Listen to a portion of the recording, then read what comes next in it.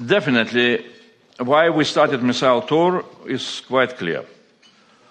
Especially when we got the responsibility to prepare, my team, to prepare so-called Ukraine support loan, 60 billion for defense, it goes through us.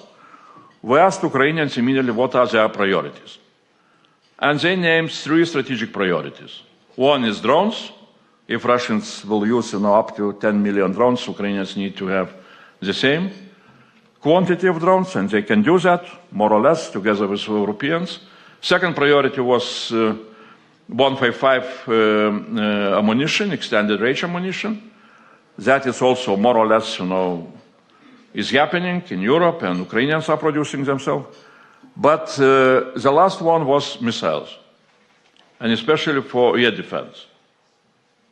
And as I said, the numbers, what they need, what is the reality, how many of Russian missile attacks, including ballistics, they are facing.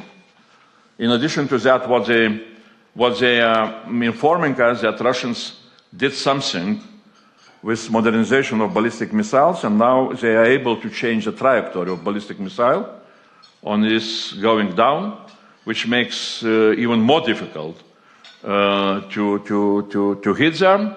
So effectiveness of Patriot missiles also went down.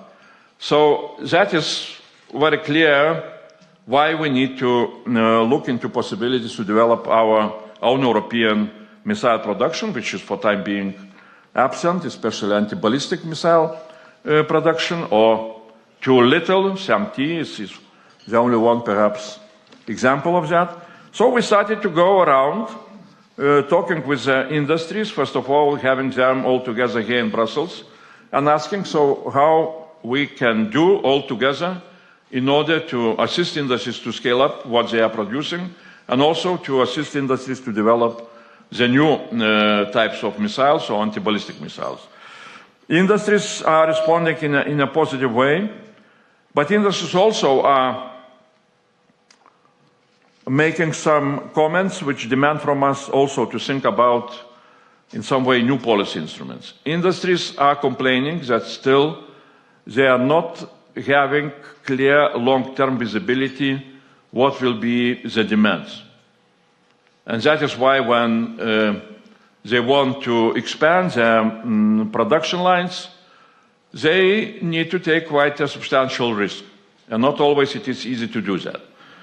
So that is why we are looking for really how to have some kind of new policy instruments, like, for example, European stockpiling of different ammunition, different weapons, or, let's say, warm facilities, industrial facilities, agreements in between of Commission and industries in order to allow industries to keep their expanded facilities ready to surge up if the problems, if the day X will come.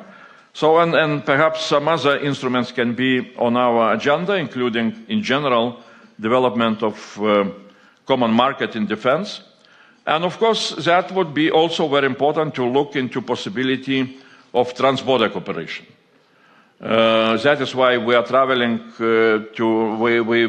our first stop was in Poland. Now we are going to Germany and Italy, France, Sweden, and so on. Looking also for how really to find the best ways for industries to cooperate on European scale.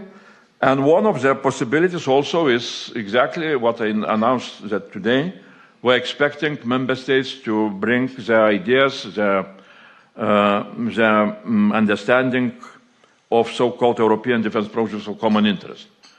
And I think that air defense can be among those. Air defense shield can be one of those projects which can feature very soon, besides Eastern Flank Watch, besides Drone Defense Initiative.